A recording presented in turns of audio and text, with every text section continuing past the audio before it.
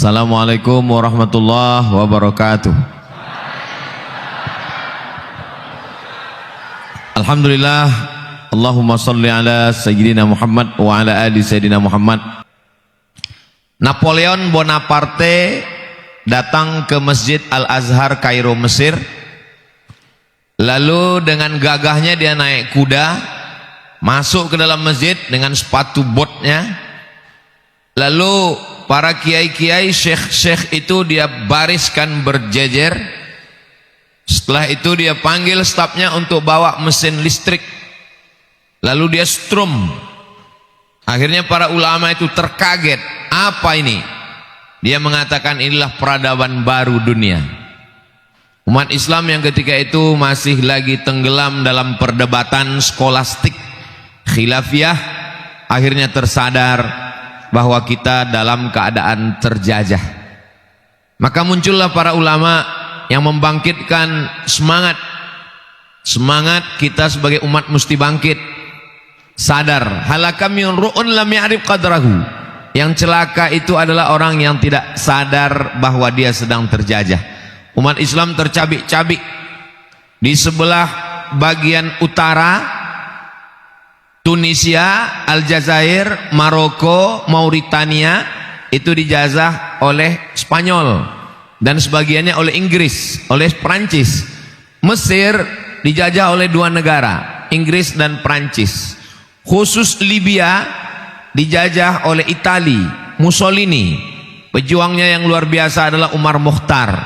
Kita menonton filmnya yang diperankan oleh Anthony Quinn. Lalu kemudian Asia Tenggara, efek penjajahan itu sampai sekarang. Yang dijajah Malaysia, yang dijajah Inggris menjadi Malaysia, Singapura, Brunei Darussalam. Sedangkan yang dijajah oleh Belanda menjadi Indonesia. Maka kalau kita lihat ada satu pulau yang letaknya di atas, kalau kita tarik garis lurus, sebenarnya pulau ini masuknya ke Malaysia. Itu namanya Pulau Natuna. Ini Kalimantan, ini Sumatera, ini Malaysia. Kita tarik garis lurus, Natuna itu di atas, masuknya ke Malaysia. Tapi kalau kita pergi ke Natuna, Natuna adalah satu kabupaten di antara kabupaten yang ada di Kepulauan Riau. Kenapa? Karena batas negara itu ditetapkan berdasarkan wilayah jajahan. Jadi tercabik-cabiknya kita adalah efek dari penjajahan barat. Lalu umat Islam mulai sadar. Lahirlah para tokoh-tokoh, diantaranya Syekh Imam Muhammad Abduh yang pernah menjadi mufti Mesir, meninggal tahun 1905. Beliau pernah terusir dari Mesir, tinggal di Paris, Prancis bersama guru beliau.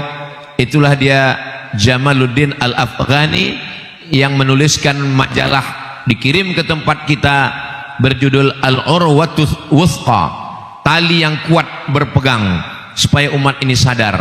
Lalu pemikiran itu datang. Maka ketika Buya Haji Abdul Malik Karim Amrullah diberikan gelar honoris causa doktor dari Al-Azhar, presentasi beliau adalah pemikiran Syekh Imam Muhammad Abduh tentang umat kemajuan, yang pemikirannya itu pengaruhnya terhadap masyarakat di Indonesia. Lalu kemudian kita yang masih terjajah ketika itu, maka lahirlah tokoh-tokoh dengan pergerakannya. Tahun 1905 Sarekat Islam, tahun 1912 Muhammadiyah, tahun 1926 Nahdlatul Ulama, 1928 Persatuan Tarbiyah Islamiyah, 30 November 1930 di Medan, Sumatera Utara, lahir Al-Jam'iyatul Wasliyah. Jadi ini embrio, bibit perjuangan melawan penjajahan Belanda di Indonesia. Jadi organisasi keagamaan ini jauh lebih tua daripada negara itu sendiri. Karena kita baru proklamasi, kalau Sumpah Pemudanya 28 Oktober 1928, lalu kemudian kita baru proklamasi 17 Agustus 1945, maka Sarekat Islam, kemudian Muhammadiyah, Nahdlatul Ulama, Perti, lalu Al-Jamiatul Wasliyah jauh lebih tua. Itu kenapa negeri ini memberikan penghargaan kepada para ulama, karena kemerdekaan ini ditolong oleh para ulama. Di antaranya Kiai Haji Ahmad Dahlan, Hadratus Syekh Hasyim Asy'ari, Syekh Sulaiman Ar-Rasuli. Merekalah yang pulang dari kota suci Makkah Al-Mukarramah tidak hanya sekedar membawa fikih, akidah, akhlak, tapi juga membawa pergerakan perlawanan melawan penjajah. Sekarang kita tidak lagi berhadapan dengan Belanda. Belanda sudah pulang ke Amsterdam, yang tinggal terong Belanda. Kita tidak lagi berhadapan dengan Jepang. Jepang sudah pulang semua ke Tokyo. Begitu Hiroshima, Nagasaki diledakkan oleh Amerika. Dan kita tidak lagi berhadapan dengan Partai Komunis karena sudah dibubarkan secara institusi, tapi secara pemikiran masih tetap ada. Yang sekarang kita hadapi adalah bagaimana kemakmuran ini bisa dinikmati bersama-sama. Karena sekarang kemakmuran hanya dinikmati oleh segelintir orang. Indonesia negeri yang luar biasa, digambarkan dalam sebuah ungkapan, untayan zamrud katulistiwa, gemah ripah loh jenawi, tongkat dan batu jadi tanaman. Kita kalau pergi ke kota Makkah Al-Mukarramah, itu di bawah pohon kurma itu mesti ada keran air non-stop 24 jam harus mengalir terus, baru kurmanya bisa hidup.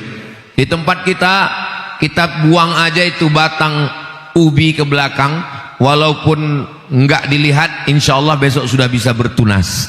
Begitulah hebatnya negeri kita. Minyak yang paling hebat dari tempat kita, hasil-hasil alam dari tempat kita juga. Dari mulai minyak yang ada di dalam bumi, di perut bumi, sampai yang ada di atas bumi. Saya selalu mengumpamakan, kalau di dalam tanahnya ada minyak bumi dan gas, lalu kemudian di atasnya ada minyak kelapa sawit, sampai minyak jelantah bekas gorengannya pun masih tetap bisa diekspor juga. Jadi kita ini memang luar biasa. Jadi kalau masih ada fakir miskin, ada du'afa, orang susah, itu sebenarnya bukan salah alamnya, tapi salah kelola sumber daya alamnya. Maka alhamdulillah kehadiran Muhammadiyah pada miladnya yang ke-112, dari 1912 sampai sekarang 2024, semoga bisa menebarkan kemakmuran ini merata sebagaimana prinsip Islam, wa ma arsalnaka illa rahmatan lil alamin. Islam ini tidak rahmatan lil muslimin, Islam ini tidak rahmatan lil mu'minin, apalagi rahmatan lil muhammadiyin. Tapi lebih umum, lebih universal lagi adalah rahmatan lil alamin. Saya ikut bangga dan bahagia ketika membaca berita Muhammadiyah yang ada di Amerika, di Eropa, di Australia berhasil menggalang dana, membeli rumah ibadah, merubahnya menjadi masjid. Ternyata mereka tidak hanya memu'allafkan orang, bangunan pun mu'allaf juga. Jadi kalau Muhammad Al-Fatih berhasil merubah Konstantinopel menjadi Istanbul, kota dia Islamkan, lalu kemudian merubah yang dibangun oleh Kaisar Konstantin menjadi masjid yang besar, maka ternyata itu terjadi di zaman modern ini. Ini menjadi penyemangat buat Gen Z, buat anak-anak muda di masa akan datang, ada perjuangan. Tapi kesuksesan ini tidak didapat dengan selonjoran, karena sekarang anak-anak muda ini kurang perjuangannya, bawaannya mau selonjoran, habis itu di akhir pekan weekend mau healing, dikit-dikit healing, jadi agak kurang perjuangannya. Maka saya bercerita bagaimana kita sebenarnya dari awal penjajahan sampai akhirnya proklamasi kemerdekaan pun belum juga berakhir sampai sekarang, kita masih lagi ada perjuangan-perjuangan ke depan. Lalu siapa yang akan melanjutkan tongkat estafet perjuangan ini? Itu adalah adik-adik dari mahasiswa-mahasiswi Universitas Muhammadiyah Semarang, insya Allah, yang ada di hadapan saya saat ini. Bapak-bapak ibu sekalian yang tidak lagi mahasiswa bukan berarti masa lalu, karena yang ada di hadapan saya ini bukan orang tua, ini anak muda semua. Kalau ada yang tua, itu sebenarnya hanyalah anak muda yang terjebak di tubuh yang tua. Nah, jadi ini semangat yang luar biasa. Tadi ketika saya lewat dengan Pak Rektor, melihat di bawah, saya lihat ini jamaahnya belum pada datang semua. Rupanya yang saya lihat itu lantai 1 di bawah. Ternyata masjid ini lantai 1, lantai 2, lantai 3 full penuh semua. Melihat lampu-lampunya mengingatkan kita ke Masjid Nabawi. Panjang umur, murah rezeki, ada kesempatan, badan sehat, kita sampai ke Baitullah insyaallah. Yang dilihat tidak sukunya, karena kalau dilihat suku Persatuan Islam Jawa, maka saya merasa minoritas di dalam. Tapi kalau dibuat juga pulau, Persatuan Muslim Pulau Jawa, saya sebagai orang Sumatera merasa sebagai tamu. Tapi yang dilihat adalah satu titik temu yang semuanya sepakat. Mau yang dari Pulau Jawa, mau yang dari Sabang sampai Papua, dari Maroko sampai Merauke, semua punya titik temu. Kita bertemu pada asyhadu an la ilaha illallah wa asyhadu anna Muhammadan Rasulullah. Jadi yang diambil itu adalah nama Muhammad, Nabi Muhammad sallallahu alaihi wasallam. Karena apapun mazhabnya, mau mazhab Imam Hanafi, mazhab Maliki, mazhab Syafi'i, mazhab Hambali, semuanya mengakui Muhammad sallallahu alaihi wasallam. Maka saya begitu datang ke Muhammadiyah, saya tidak merasa asing. Kenapa? Karena yang dibawa adalah titik temunya kita semua bertemu pada satu poros, yaitu poros Muhammad sallallahu alaihi wasallam.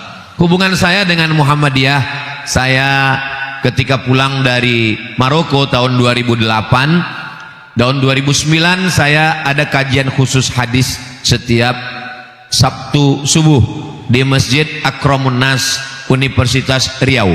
Dari tahun 2009, 2010, 2011, 2012, 2013. Masjid ini di kampus tapi didirikan oleh tokoh-tokoh Muhammadiyah, dan saya diberikan kesempatan untuk menyampaikan hadis di sana.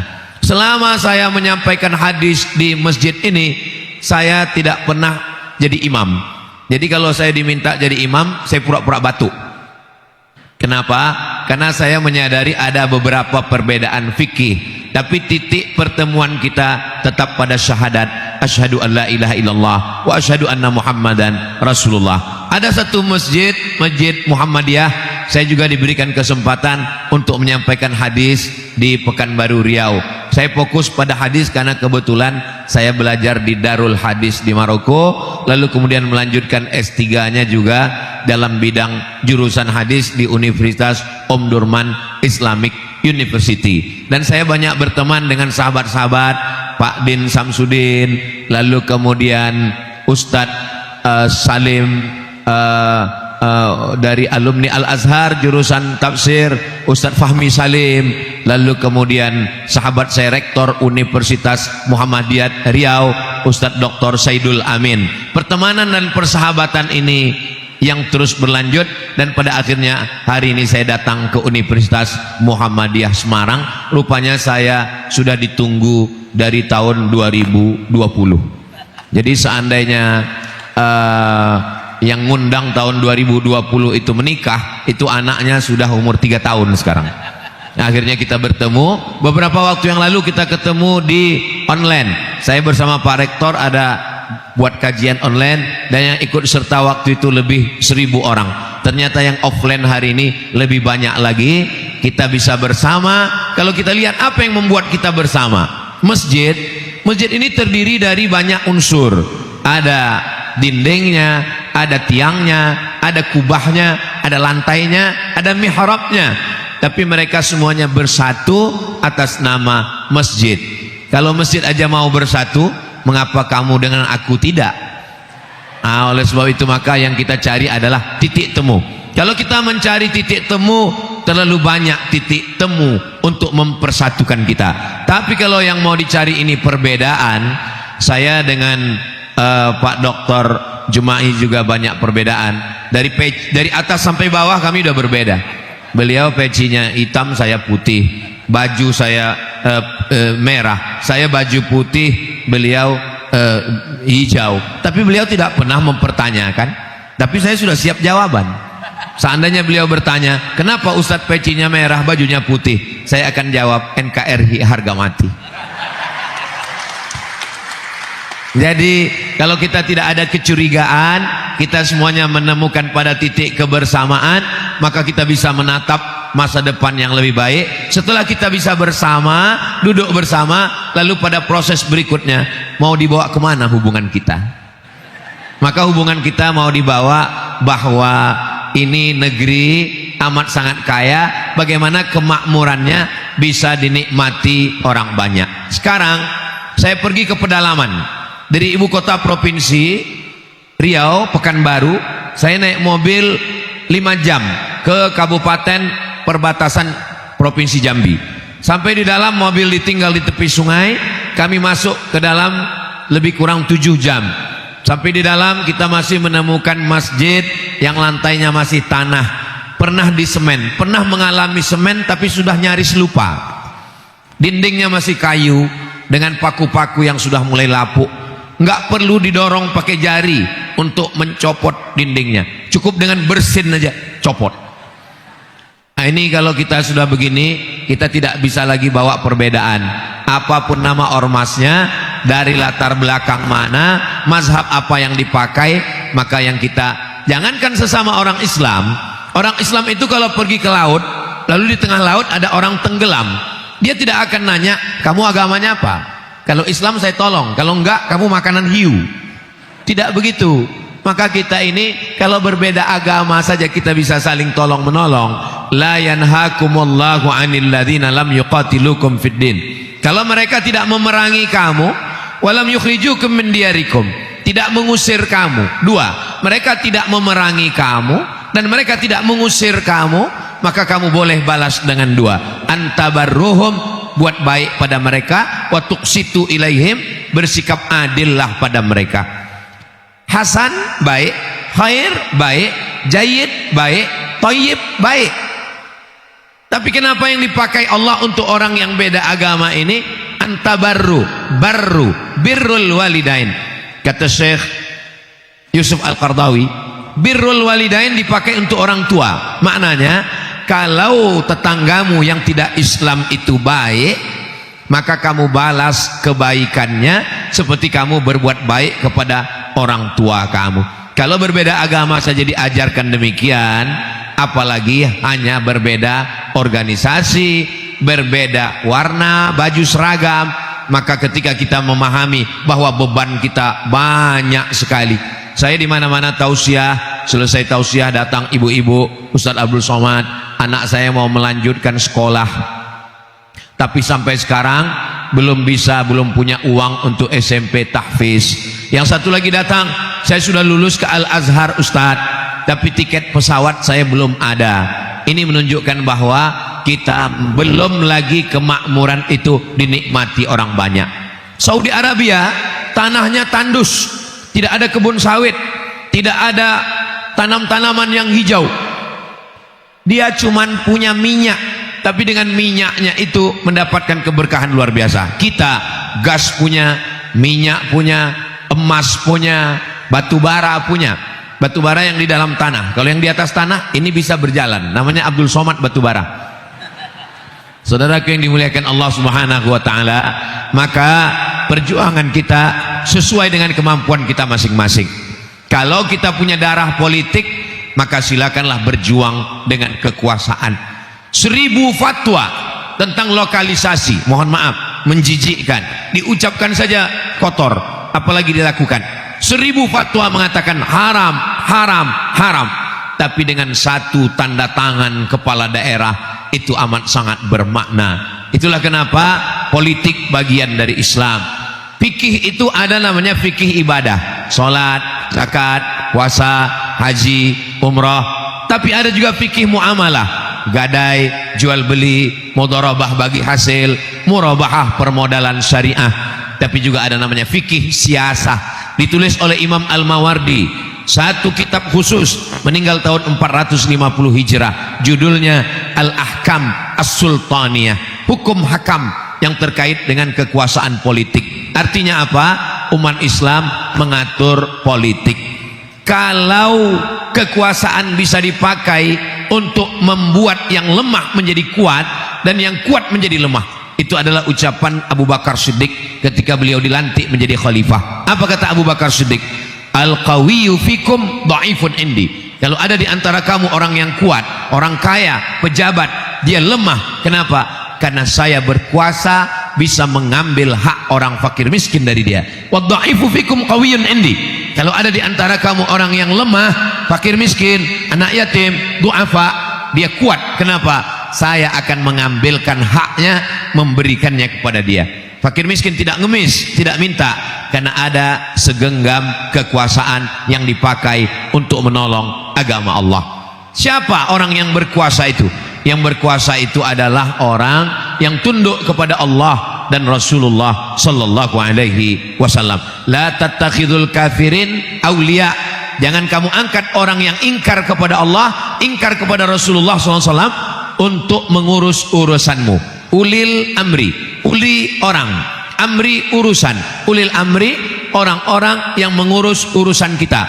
APBD diambil dari APBN, berapa persen yang dipakai untuk listrik pinggir jalan, berapa yang dipakai untuk masjid, berapa yang dipakai untuk pendidikan, berapa persen untuk pendidikan dasar, maka mereka yang punya kekuasaan tanda tangan. Kita tidak tinggal di kerajaan Demak, kita tidak lagi tinggal di kerajaan Majapahit, kita tinggal di negara demokrasi. Dalam dunia demokrasi, maka siapa yang paling banyak memilih, maka dialah yang punya kekuasaan. Maka dalam dunia demokrasi, suara terbanyak adalah suara Tuhan. Jadi kalau ada 5 mahasiswa, 10 laki-laki 5, perempuan 5, ada 10 mahasiswa. Lalu mereka menerapkan demokrasi sampai sore azan maghrib. Lalu mereka mau terus main bola atau sholat, pakai demokrasi. Lalu kemudian setelah di voting, yang 9 mengatakan hayya alal bola, sedangkan yang 1 mengatakan hayya alas sholah. Maka saat itu suara Tuhan adalah suara yang terbanyak. Kalau begitu yang menang adalah bola, tinggalkan sholat. Lalu orang akan mengatakan ini demokrasi jahat. Yang jahat sebenarnya bukan demokrasi, tapi orang yang mengisi demokrasi. Oke, sekarang kita balik. 10 orang, yang 9 sudah ngaji di Masjid At-Taqwa. Lalu kemudian ketika di voting, ada 10, kita voting pakai sistem demokrasi. Ini kita mau bola atau sholat? Lalu kemudian yang 9 mengatakan kita sholat. Habis sholat baru main bola. Maka yang menang adalah yang sholat. Jadi yang salah bukan sistemnya, tapi yang salah itu adalah orangnya. Maka disinilah peran kita sebagai universitas, kampus, pendidikan, pondok pesantren, perjuangan kita bagaimana mencetak politisi, politikus, aktivis yang ke depan akan menjadi para pemimpin di masa akan datang. Oke, masa lalu tidak bisa kita ulang kembali. Siapapun yang mendaftar sekarang untuk dipilih pada tanggal 27 November itu tidak bisa diulang kembali. Tapi untuk 10 tahun, 20 tahun akan datang, ini di hadapan saya ini ada calon gubernur, calon menteri, calon presiden, calon direktur rumah sakit, dokter spesialis.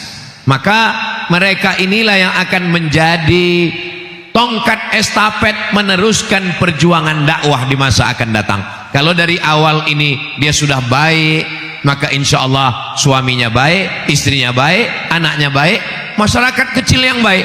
Kalau masyarakat kecilnya baik, masyarakat besarnya baik, maka secara sistem sosiologi, suami baik, istri baik, anak baik, keluarga kecil yang baik, berkumpul beberapa keluarga kecil yang baik, menjadi masyarakat yang baik. Kalau masyarakatnya sudah baik, maka negerinya pun akan menjadi baldatun thayyibatun wa rabbun ghafur.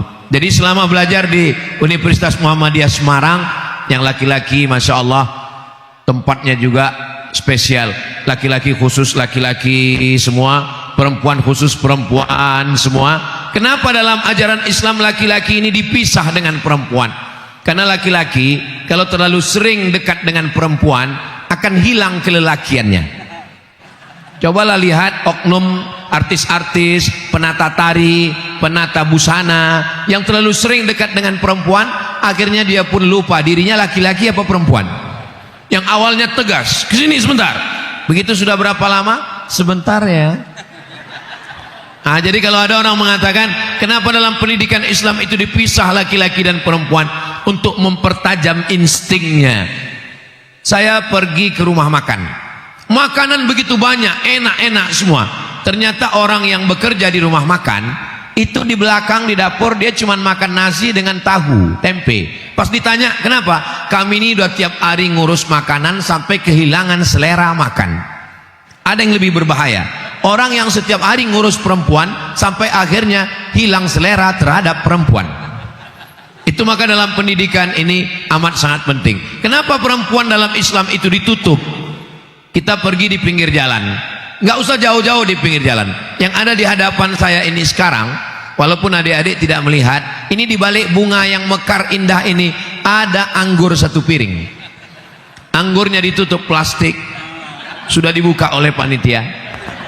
Kalau ada anggur, apel, melon, semangka di pinggir jalan, sudah dibelah, mengering, dikerubungi lalat. Sementara ada yang di dalam mall, di dalam kaca. Pasti kita akan mencari yang tertutup. Begitulah perumpamaan perempuan yang tertutup. Ini yang di hadapan saya ini adalah ini gadis-gadis yang sedang disimpan dalam etalase semua. Sedangkan yang dipajang di pinggir jalan, maka harganya akan murah, akan jatuh. Ada seorang perempuan dari Yaman. Dia presentasi ke Amerika. Dia pakai hijab, pakai jilbab, pakai baju panjang. Lalu kemudian orang di Amerika ngejek dia. Kata orang di Amerika, lambang peradaban itu adalah ketika berani membuka diri, termasuk membuka pakaian. Kalau kamu berani membuka rambut kamu, membuka sebagian tubuh kamu, kamu adalah orang yang maju. Maka perempuan Yaman ini tersenyum. Kalau standar kemajuan dari terbuka, maka yang paling maju adalah monyet, karena dia terbuka semuanya. Nah, jadi kalau ada yang di luar sana tersinggung mendengar tausiah saya, kunci mendengar tausiah saya satu, jangan tersinggung. Karena beberapa orang tersinggung meninggal. Saudaraku yang dimuliakan Allah Subhanahu wa taala. Di mana pendidikan ini berawal? Puncak dari pendidikan adalah universitas. Dalam Islam yang namanya masjid, ada sholat Jumatnya namanya jami'. Maka disebut dengan takmir masjid at-taqwa, masjid jami'. Jami' ada sholat Jumatnya. Universitas bahasa Arabnya jami'ah, tinggal menambah ta marbutoh. Maksudnya apa? Dari masjid menjadi universitas. Makanya amat sangat mengherankan kalau ada universitas nggak punya masjid. Karena dalam Islam universitas itu berawal dari masjid. Masjid Al-Azhar. Masjid Al-Azhar ini didirikan oleh Jauhar As-Siqilli. Siqilli satu daerah di Andalusia namanya Sisilia. Kalau saya sebut Andalusia, ada juga mahasiswa yang nggak tahu. Andalusia itu di mana Pak Ustadz? Real Madrid, Barcelona. Oh ya, tahu-tahu. Andalusia Spanyol. Lalu kemudian Salahuddin Al-Ayyubi merubah masjid ini 1 tahun dikosongkan, nggak boleh ada kegiatan untuk merubah supaya Syiah Fatimiyah keluar. Setelah itu barulah menjadi masjid Ahlus Sunnah wal Jamaah. Perjuangan Salahuddin Al-Ayyubi, Masjid Al-Azhar berubah menjadi Al-Azhar University di Mesir, yang kata orang tertua di dunia. Sebenarnya masih ada yang lebih tua lagi, itu di Tunisia, Masjid Zaitunah. Masjid Zaitunah berubah menjadi Universitas Zaitunah. Sebetulnya masih ada yang tua lagi di Maghribi, namanya Masjid Karawiyin. Karawiyin berubah menjadi universitas tertua di dunia, yaitu Jami'ah Karawiyin, Karawiyin University. Lebih tua daripada Harvard, lebih tua daripada McGill, lebih tua daripada Cambridge, lebih tua daripada Sorbonne Paris Perancis. Jadi bahwa masjid adalah cikal bakal pendidikan. Karena kalau kita mau kemakmuran ini merata, itu berawal dari kepemimpinan. Seandainya doamu makbul, kata Imam Ahmad bin Hambal, dikutip oleh Syekh Yusuf Al-Qardawi, seandainya doamu makbul dan doa itu cuma satu, jangan minta suami yang soleh. Ibu, adik-adik mahasiswi, seandainya doa kalian makbul tapi doanya cuma satu, jangan minta suami yang soleh. Kenapa? Karena kalian belum siap berbagi dengan orang lain. Adik-adik juga yang laki-laki, jangan minta istri yang solihah. Kenapa? Karena istri solihah hanya milik kalian sendiri. tapi mintalah pemimpin yang adil. Kenapa? Karena kalau kita punya pemimpin yang adil, maka keadilannya milik semua. Maka di antara doa yang diajarkan, la tusallit alaina bidzunubina, jangan hukum kami karena dosa kami. Hukumannya apa? Man la yakhafuka wa la yarhamuna. Lalu naik orang yang memimpin kami, orang yang tidak takut kepadamu dan tidak sayang kepada kami. Fidel Castro, komunis, ateis, nggak percaya sama Tuhan. Kuba terkenal dengan cerutunya. Fidel Castro tidak bertuhan, tapi dia sayang dengan rakyatnya. Maka rakyat Kuba merasa terlindungi, terayomi.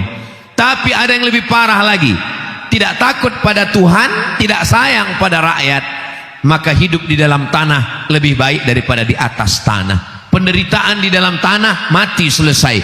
Di atas tanah kita masih ketemu dengan orang yang berkeringat, berdarah-darah dari pagi sampai petang, tidak cukup untuk makan.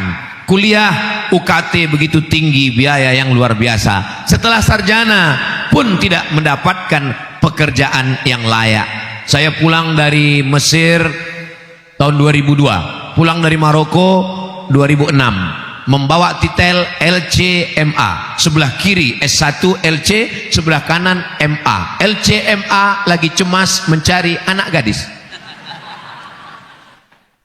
Saya pergi ke Malaysia, saya ketemu dengan teman saya. Apa kata cerita teman saya? Saya pulang, saya punya utang, karena setiap tahun mereka boleh minjam ke negara 6.000 ringgit. 6.000 ringgit kali 3.000, 18 juta satu tahun untuk biaya kuliah. 18 juta, 18 juta, 18 juta, 18 juta, 4 tahun belajar. Begitu pulang, dicek berapa utangnya, ternyata utangnya sudah lunas karena nilainya jayid. Jayid good, jayid jiddan very good, mumtaz excellent. Ustadz Somad, nilai saya juga jayid. Ustadz pulang nggak ngecek utang, memang nggak ada pinjaman sama sekali. Memang nggak pernah diberi pinjaman. Apa yang mau dibayar? 4 tahun saya belajar di Al-Azhar Kairo Mesir. Beasiswa saya murni dari Al-Azhar, 162 pon, 50 pon sewa rumah, 50 pon untuk makan, 20 pon beli buku, 20 pon ongkos angkot, 20 pon simpan di buku. Mana tahu sakit perut, mencret, pening kepala, demam. 4 tahun tidak pernah minta uang ke kampung. Orang tua saya alhamdulillah mampu, sebatang dua batang ada pohon sawit.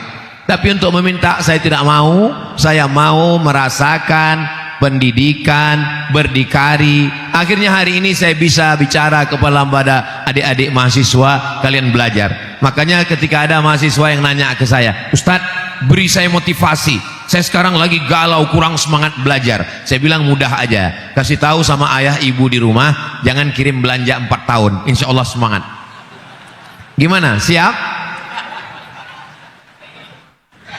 Saya mulai belajar di Al-Azhar bulan September tanggal 5 tahun 1998. Saya selesai bulan Juli tahun 2002. Jadi S1 saya selesaikan 3 tahun 10 bulan. Pakai buku bahasa Arab yang ngajar orang Arab di Arab. 4 tahun saya nggak pernah pulang. Sekalipun saya nggak pernah pulang. Bukan karena serius, tiket mahal. Makanya saya kalau ketemu dengan mahasiswa, ketika ditanya, kamu semester berapa? Semester berapa? 4. Kok nggak sesuai sama mukanya? 14 Pak Ustadz. Kenapa bisa begini? Apa yang terjadi? Saya setelah selesai S1 selalu mencari info di internet. Saya pemburu beasiswa. Lalu selama Ustadz belajar itu, tambahan biaya makannya dari mana? Musim haji kami naik kapal laut 3 hari 3 malam menyeberang Laut Merah dari terusan Suez sampailah kami ke Jeddah. Di Jeddah bekerja, berbagai macam pekerjaan dilakukan. Untuk apa? Untuk mencari sesuap nasi dan segenggam berlian, untuk belajar supaya tidak minta ke kampung, minta kepada orang tua. Apa pengalaman Ustadz selama bekerja melayani ibadah jamaah melaksanakan haji? Bapak haji dan ibu hajah yang dilepas dari kampung dengan zikir dan doa, dengan wibawanya, itu ketika sampai di tanah suci seperti kuda lepas kandang. Saya menyambut di airport, selamat datang Bapak. Di zaman saya itu koper, semua koper itu tidak dibawa langsung oleh jamaah, tapi ada aturan baru, kopernya langsung ke bis, dari bis nanti langsung diterima di hotel. Begitu mereka mendarat di bawah, yang pertama dia cari adalah mahasiswa yang ngurus. Siapa mahasiswa yang bertanggung jawab? Di pintu airport saya katakan, saya mahasiswa yang bertanggung jawab. Mana koper saya? Koper Bapak naik langsung ke bis, nanti diterima di kamar hotel. Langsung dia tarik kerah saya, kalau hilang kamu tanggung jawab. Saya masih ingat. Mungkin dia udah lupa. Kalau dia nonton acara ini, dia akan tersenyum. Apa kerja kami? Melayani jamaah haji. Jamaah haji ini ngomongnya Masya Allah Tabarakallah kalau sudah pulang dari tanah suci. Tapi selama di sana pengalaman kami, ketika kami sedang lagi kerja-kerja, datang. Sudah lama jadi TKI. TKI ini bukan hina, mereka pahlawan devisa, mereka bayar pajak. Tapi saya nggak ngomong gitu karena masih mahasiswa, masih takut. Sudah lama jadi TKI. Saya mahasiswa Pak. Di mana belajarnya? Di Maroko. Belajar apa? Belajar Islam. Kayak nggak ada aja orang Islam di Indonesia. Belajar apa di sana? Belajar Islam. Ngapain jauh-jauh ke Maroko? Saya S2 Pak. Kayak nggak ada S2 aja di Riau. Saya bilang ada Pak. Cuman biayanya 1 semester 7,5 juta. Sidang terbuka 10, tertutup 15, buka tutup 25. Saya ini pemburu yang gratis. Di mana tadi kamu belajar? Di Maroko Pak. Maroko itu dekat dari Merauke.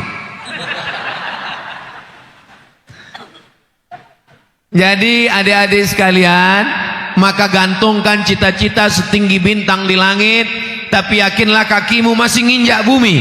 Artinya apa?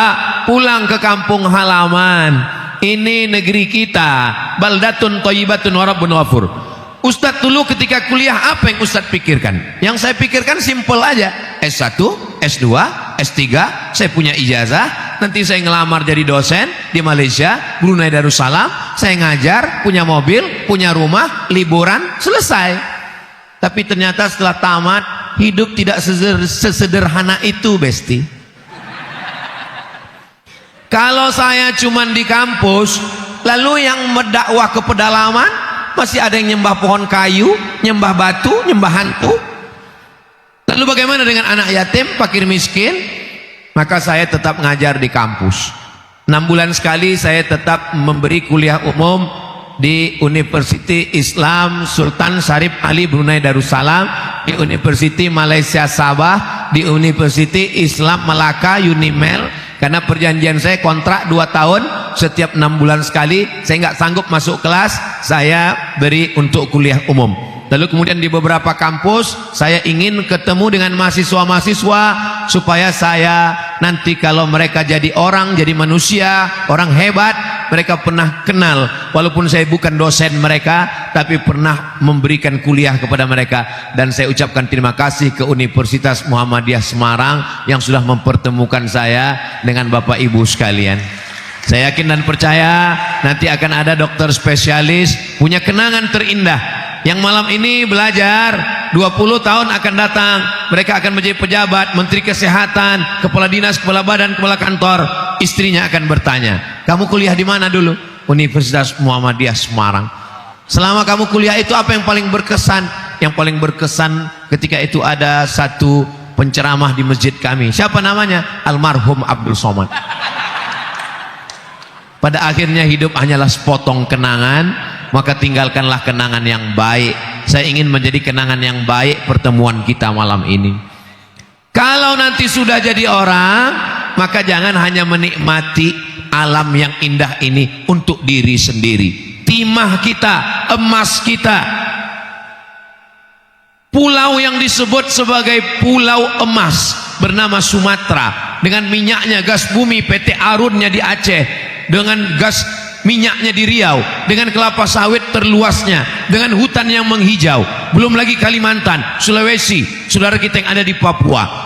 Maka orang Islam dia tidak ingin menikmati sendiri. La yu'minu ahadukum, kamu tidak beriman hatta yuhibba li akhihi, sampai kau sayang kepada saudaramu ma yuhibbu li nafsih, sama seperti sayang pada diri sendiri.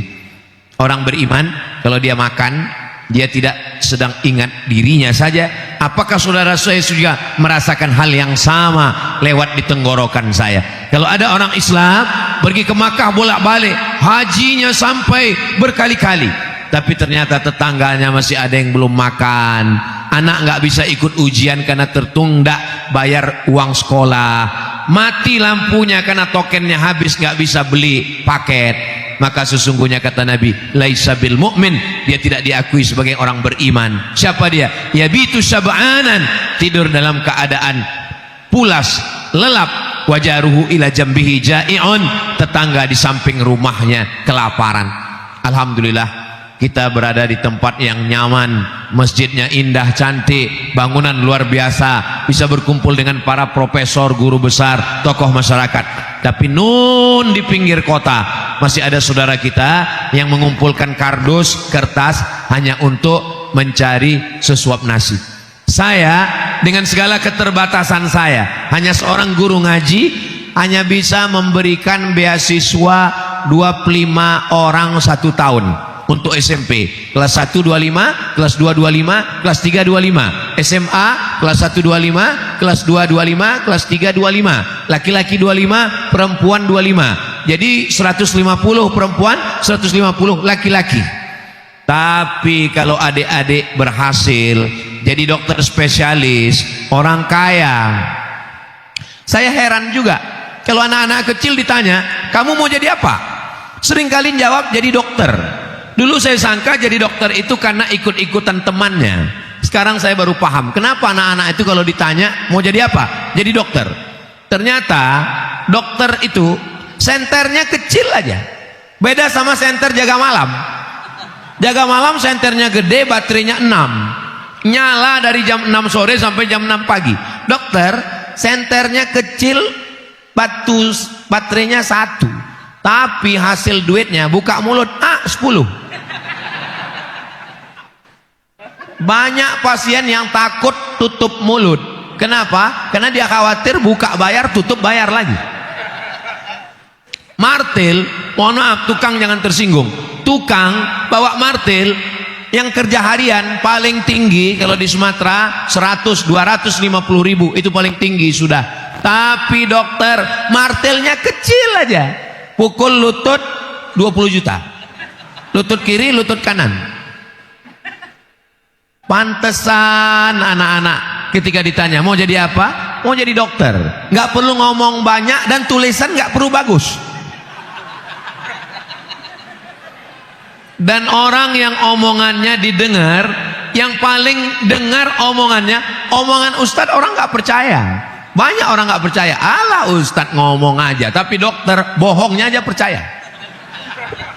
Bapak sakit, ini kelihatannya kalau begini penyakitnya ini nggak sampai hari Jumat selesai ini. Percaya dan takut sekali. Makanya yang paling bisa berdakwah itu bukan Abdul Somad. Tablik akbar menggelegar, orang nggak percaya. Tapi kalau dokter hanya berdua di ruang ICU, waspadalah. Percaya semua. Maka adik-adik calon-calon dokter, kalian manfaatkan ini sehebat-hebatnya. Nanti kalian kalau ketemu pasien, sampaikan, semua hartamu wakafkan karena kamu akan mati. Orang percaya. Saudara yang dimuliakan, supaya apa? Supaya ini dinikmati orang banyak. Alhamdulillah, di usianya yang ke-112, lebih 1 abad, tanah wakaf terbesar di dunia adalah tanah wakaf Muhammadiyah. Ustadz tahu dari mana? Saya kan nonton videonya. Kalau adik-adik belum ada dapat, nanti saya share tentang tanah wakaf yang begitu luas. Kenapa? Karena dikelola dengan manajemen berjamaah. Sendiri, individu, nggak bisa buat apa-apa. Islam ini tidak bisa berjalan one man show. Nabi Muhammad SAW ada orang tua yang bijaksana, Abu Bakar Siddiq. Ada anak muda yang cerdas, Ali bin Abi Thalib. Ada anak muda yang kaya, Utsman bin Affan. Ada anak muda yang bertenaga berotot, Umar bin Khattab. Ada perempuan yang kaya, Khadijah. Ada perempuan yang cerdas, Aisyah. Jadi kita hari ini sedang mengukur diri kita. Coba kita renung. Oh, saya ini tua bijaksana, Abu Bakar. Saya ini anak muda cerdas brilian, IQ tinggi, IP 4, Sayyidina Ali. Saya nggak terlalu cerdas tapi bertenaga, Umar. Saya ini kaya raya, Utsman. Kaya enggak, bijaksana enggak, cerdas juga enggak, dermawan juga enggak, Abu Lahab. Apa yang bisa kita bawa? Apa yang bisa kontribusi kita ke negeri ini? Kalau kita sudah dipakai Allah, innallaha idza ahabba abadan ista'malahu. Allah kalau sayang kepada seorang hamba, maka dia pakai hamba itu untuk menolong agamanya. Kamu sekolah di mana? Saya di Fakultas Usuluddin, penghuni surga. Kamu di fakultas apa? Saya Fakultas Syariah, Ahlul Jannah. Kamu fakultas apa? Saya Fakultas Sains Teknologi, neraka jahanam. Padahal ilmu kedokteran, ilmu sains, teknologi, pengobatan, ini semua datang dari Allah Subhanahu wa taala. Pakailah kemampuan itu. Kalau sudah dipakai Allah menjadi dokter, menjadi teknisi, menjadi hakim, menjadi pengacara, pakai itu untuk menolong agama Allah. Supaya apa? Supaya kemakmuran ini bisa dinikmati orang banyak, tidak hanya segelintir orang. Negeri yang besar ini ternyata hanya dikuasai hanya beberapa person, konglomerasi, sentralisasi. Padahal kita mau dia merata. Kalaupun kaya dengan miskin tetap ada. Sunnatullah, ada fakir, ada miskin. Tapi jangan sampai jurangnya itu begitu jauh. Sekaya apapun kita, visi misi kita tetap ada pada pendidikan, sosial, dan dakwah. Kalau saya perhatikan sebagai orang yang dari luar melihat Muhammadiyah, panti-panti asuhan, berapa kali saya tausiah di panti asuhan Muhammadiyah, sosial, pendidikan dari mulai universitas sampai TK sampai RA, Muhammadiyah konsen di pendidikan, sosial, pendidikan, dan dakwah yang mengirim dai-dai ke pedalaman, ke hutan, ke desa, ke gunung. Maka yang tiga inilah yang kita tinggalkan.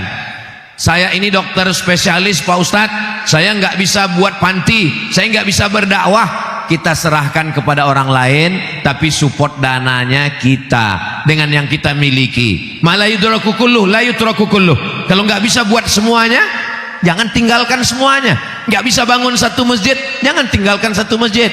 2-3 sak semen, batu bata, batu kerikil. Nggak semuanya mesti tampil ke depan.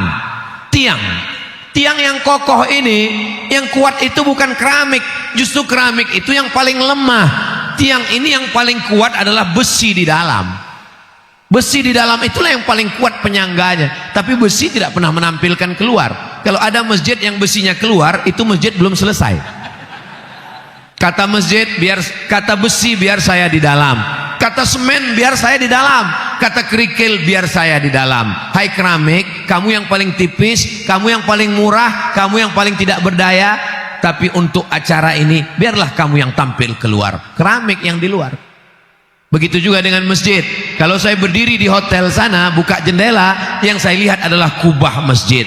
Kubah yang terakhir dipasang di atas. Padahal pondasi yang sangat kuat adalah pondasi yang dicor, tiang yang ditanam, dipukul ke dalam, setelah itu baru dibuat pondasi dasar itu di dalam. Dia tidak pernah muncul ke depan. Ketika berhadapan dengan orang yang kelihatan ini sejengkal ke atas, sejengkal ke samping, wajah yang paling lemah. Lalu apa yang paling kuat dalam diri kita? Jantung dalam diri berdegup, berdetak. Makanya orang ketika meninggal ditanya, Bapak Anu yang kemarin datang pengajian mana? Ninggal. Kenapa? Serangan jantung. Tapi jantung tidak pernah tampil ke depan. Bayangkan kalau jantung transparan, apa yang terjadi dengan kita? Artinya apa? Kamu kuat bukan karena tampil ke depan. Kamu kuat bukan karena kamu striker, tapi ada back di belakang, ada pemain cadangan yang sudah siap, dan ada kiper yang selalu menjaga gawang. Jadi kalau kita solid begini, kita nggak saling menyalahkan. Para profesor, guru besar, para dokter, aktivis tidak mengatakan apa itu Abdul Somad, cuman ceramah, ngomong. Ya ceramah itu ngomong. Memang ada orang yang nggak boleh ngomong. Siapa itu? Tukang nggak boleh ngomong. Karena saya perhatikan kalau tukang ngomong kerjanya berhenti. Tapi ada orang yang memang wajib ngomong. Kalau dia nggak ngomong, dia makan haram. Siapa itu? Parlemen. Parle bahasa Perancis artinya ngomong. Parle ngomong. Parlemen tempat orang ngomong. Dia memang dibayar untuk ngomong. Ada uangnya, batuknya aja dibayar. Ada uang tunjangannya, ada mobil dinasnya, ada uang listriknya, rumah dinas, mobil dinas, istri dinas. Hanya untuk ngomong 5 tahun. Maka kalau ada di parlemen dia nggak ngomong, tidur, dia makan duit haram. Minta ampunnya kalau dia DPRD kabupaten kota, dia minta maafnya ke satu kabupaten. Kalau DPR RI satu Indonesia, dia akan mencari di padang mahsyar. Inilah orang-orang yang dikatakan Nabi, ya'ti yaumal qiyamah, nanti ada orang yang datang menghadap Allah pada hari kiamat. Apa? Pahala solatnya banyak, puasanya banyak, hajinya banyak, zakatnya banyak, sodakohnya banyak, tapi ternyata amalnya itu habis. Kenapa? Karena diambil oleh orang-orang yang dia aniaya, yang dia zolimi, anak yatim, fakir miskin, duafa, janda-janda, yang tua-tua saja.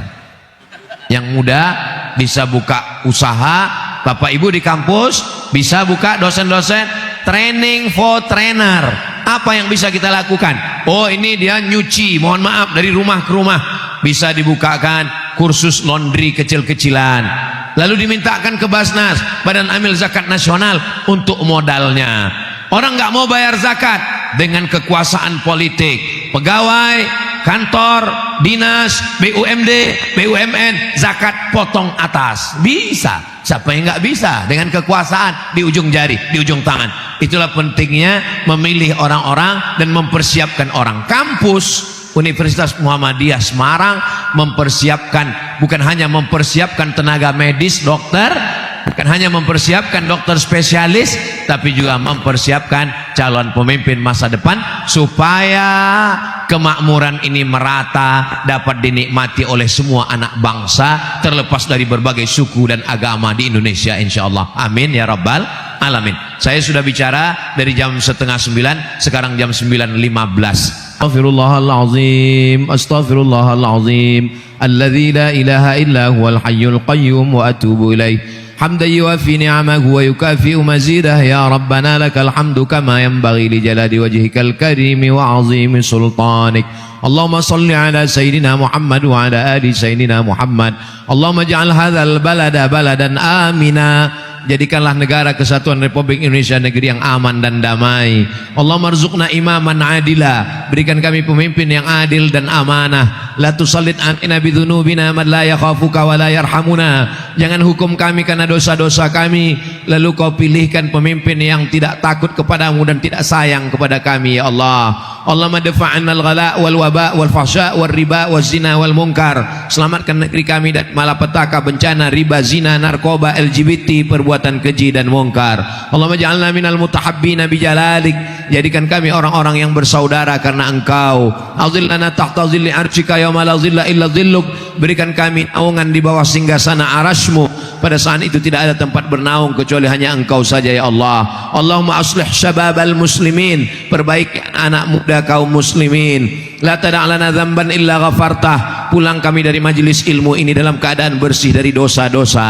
Wala dainan illa qadaitah. Tolong kami lepas dari hutang piutang riba. Wala maridan illa syafaitah. Saudara kami yang sakit, angkat penyakitnya, sehatkan ya Allah. Wala mayyitan illa rahimtah. Yang sudah meninggal dunia, lapangkan kuburnya.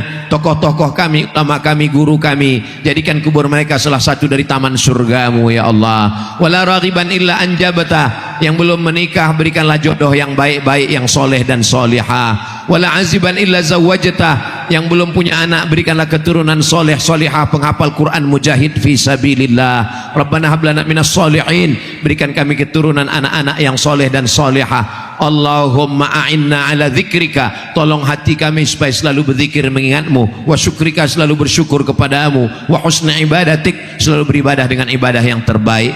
Ya Rabbi, kama jama'atana fi hadzal makanil mubarak. Sebagaimana malam ini Engkau kumpulkan kami di tempat yang terbaik, bersama orang yang baik. Fajma'na ma'al habibil mustafa fi jannatikal ula. Kumpulkan kami nanti bersama Nabi Muhammad sallallahu alaihi wasallam dalam surga Jannatul Firdaus, ma'an nabiyyin, bersama nabi-nabi, wasiddiqin, bersama orang yang benar, wasyuhada, bersama orang mati syahid, wassalihin, bersama orang yang soleh.